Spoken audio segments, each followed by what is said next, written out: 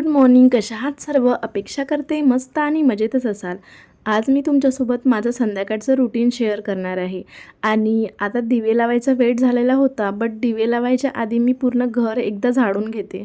आणि आता माझ्याकडे वेळ असतो, त्याच्यामुळं मला संध्याकाळचं जे घर आहे ते झाडता येतं. बट एकदा क्लासेस चालू झाल्यानंतर माझा जो क्लासचा टाईम असतो तो संध्याकाळचा असतो, त्याच्यामुळं मला एकच टाईम सकाळी घर झाडता येतं. आणि घर वगैरे झाडून झाल्यानंतर मस्त दिवे वगैरे लावून घेतले.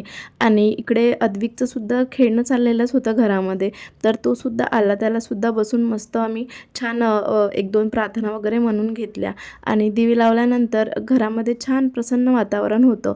आणि संध्याकाळचा चहा तर मी स्किप केलेलाच आहे, जसं मी तुमच्याशी मागच्या वेळी शेअर केलेलंच होतं.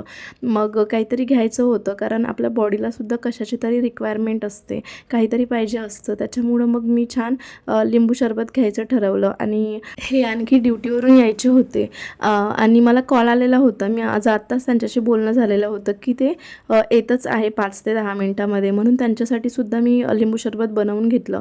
कारण खूप जास्त ऊन तापत आहे आणि लिंबू सरबत हे बेस्ट आहे आपल्यासाठी. त्याच्यामुळं मग मी लिंबू सरबत बनवलं. आणि काय झालं की वॉशिंग मशीन सर्व्हिसिंगसाठी आम्ही ते एक मुलाला बोलावलेलं होतं, तर तो सुद्धा आला. तर मग माझं लिंबू सरबत मी त्याला दिलं आणि माझ्यासाठी पुन्हा मग सरबत बनवून घेतलं.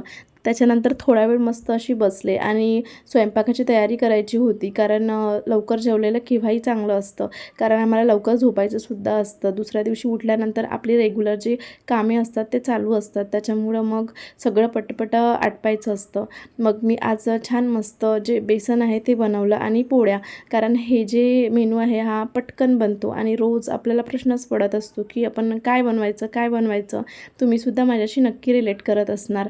आता माझ्या पोळ्या तर झालेल्याच होत्या, 1-2 पोळ्या बाकी होत्या.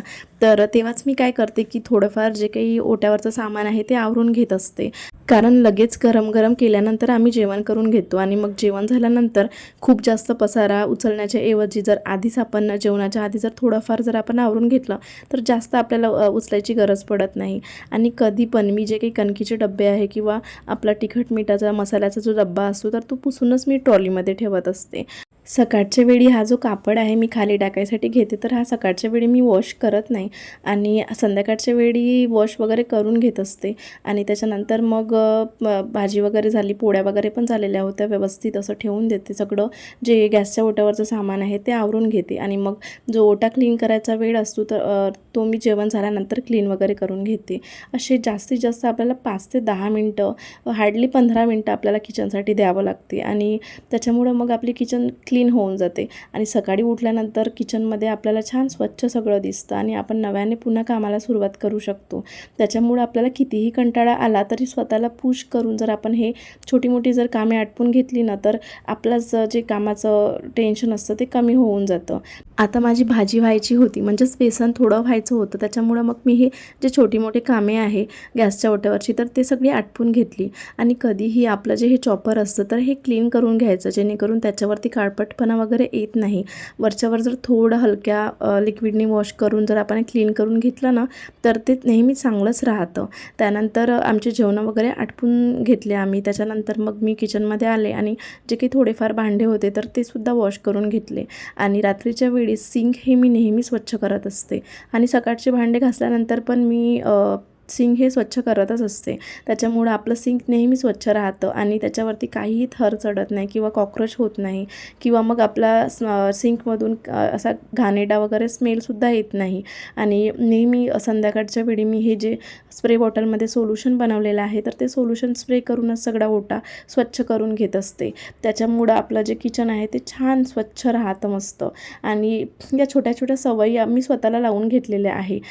खरं सांगू का, जेव्हा माझं लग्न झालं होतं आणि लग्नाचं जे माझं पहिलं वर्ष होतं, तर त्या वर्षी मला बिलकुल कशाचीही आयडिया नव्हती की जे आपले भाजीपाला आहे तो कसा स्टोअर करायचा किंवा कशा गोष्टी क्लीन करायच्या, कोणत्या गोष्टींनी काय होतं, काहीही आयडिया नव्हती. आणि खरंच कोणताही माणूस आपण अनुभवातूनच शिकतो प्रत्येक गोष्ट.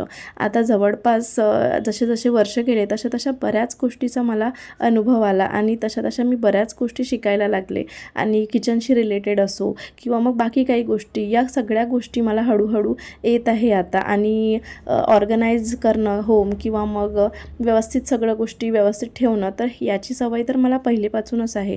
लग्नाच्या आधीसुद्धा मला या गोष्टी भरपूर आवडायच्या आणि मी करायची सुद्धा. बट बाकी काही ज्या गोष्टी असतात किचनशी रिलेटेड म्हणा किंवा बाकी गोष्टी, तर त्या मला नव्हत्या माहिती. बट आता मी हळूहळू बऱ्याच गोष्टी शिकलेली आहे. किचनचं सगळं आटपून झाल्यानंतर मी लाईट वगैरे सगळे ऑफ करून दिले आणि सगळ्यात महत्त्वाचं काम असतं ते म्हणजे सिलेंडरचा कॉक बंद करणे. तर ते सवय मला आहेच आणि ती सवय आपल्याला असलीसुद्धा पाहिजे, कारण ती आपल्यासाठी चांगली सवय आहे. त्याच्यामुळं मग किचनचं आवरून झाल्यानंतर मग मी हॉलमध्ये आले आणि आमच्या सगळ्यांची जेवणे आटोपलेली होती आणि थोड्या वेळानंतर अर्ध्या तासानंतर आम्हाला झोपायला जायचं होतं. मग त्याच्या आधी अद्विकनी हे काही कलर्स वगैरे काढलेले होते, खेळणे वगैरे काढलेले होते. तर म्हटलं की झोपायच्या आधी हे सगळं उचलून घेऊया, जेणेकरून सकाळी उठल्यानंतर हे पुन्हा उचलायची गरज पडणार नाही. कधी-कधी सकाळी उठल्यानंतर राहतंसुद्धा हे असं, बट मोस्टली मी संध्याकाळच्या वेळी उचलून घेत असते. तर जे खेळणे होते अद्विकचे पसरलेले, तर हे असं मी एक ड्रॉवर केलेलं आहे त्याच्यासाठी खेळण्याचं आणि त्याच्यामध्ये मी त्याचे खेळणेही ठेवत असते. आणि हा त्याच्या खेळण्यामधला अर्धा हिस्सासुद्धा नाही, पाव हिस्सासुद्धा नाही आहे. बरेच खेळणे त्याचे जे आमचा बेड आहे त्याच्यामध्ये आहे आणि आता त्याला माहिती झालेलं आहे की त्याच्यामध्ये खेळणे ठेवलेले आहे. त्याच्यामुळं तो त्याच्यामधले खेळणे आम्हाला मागतो आणि बरेच खेळणे वरती काढून घेतलेले आहे. आता नेक्स्ट व्हिडिओमध्ये मी तुमच्याशी नक्की शेअर करेल की मी त्याचे खेळणे कसे ऑर्गनाईज करते. तर ते सुद्धा मला सगळे त्याचे खेळणे सेग्रिगेट करून घ्यायचे आहे आणि आता पॅक करून ठेवायचे आहे. कारण मुलांचं कसं असतं की ते लगेच बोर होतात आणि खेळतसुद्धा नाही, फक्त त्यांना पाहिजे असतं. म्हणून मी आता ठरवलेलं आहे की बॉक्समध्ये त्याचे खेळणे व्यवस्थित लावून ठेवायचे आणि जसं जसं लागलं तसं तसं त्याला द्यायचं. आणि ही जी साईड आहे तर या साईडमध्येच मी त्याचे खेळणे ठेवलेले आहे बेडच्या. तर आता मला ती जागा चेंज करायची आहे, कारण ती जागा अद्विकला माहिती झालेली आहे. आणि तुम्हीसुद्धा असंच करता का तुमच्या मुलांशी? तर मला कमेंट करून नक्की कळवा. आता सगळ्या गोष्टी आटोपलेल्या होत्या आणि अर्ध्या तासात आम्हाला झोपायला जायचं होतं. त्याच्या आधी मग मी काय करून घेते की दुसऱ्या दिवशीची जी काही प्लॅनिंग असते तर ते थोडीफार लिहून घेते. आणि अशी आपण लिस्ट जर बनवली ना, तर आपली जी कामे आहे ती सोपी होऊन जातात. प्रत्येक गोष्टीची मी लिस्ट बनवत असते आणि ही सवयसुद्धा मला पहिलेपासून आहे. तर इथेच मी आजचा व्हिडिओ संपवते आणि असं असतं माझं संध्याकाळचं रुटीन. तुम्हाला जर आजचा व्हिडिओ आवडला असेल तर चॅनलला सबस्क्राईब करायला विसरू नका. लाईक करा, शेअर करा, कमेंट करा. So take care friends, bye.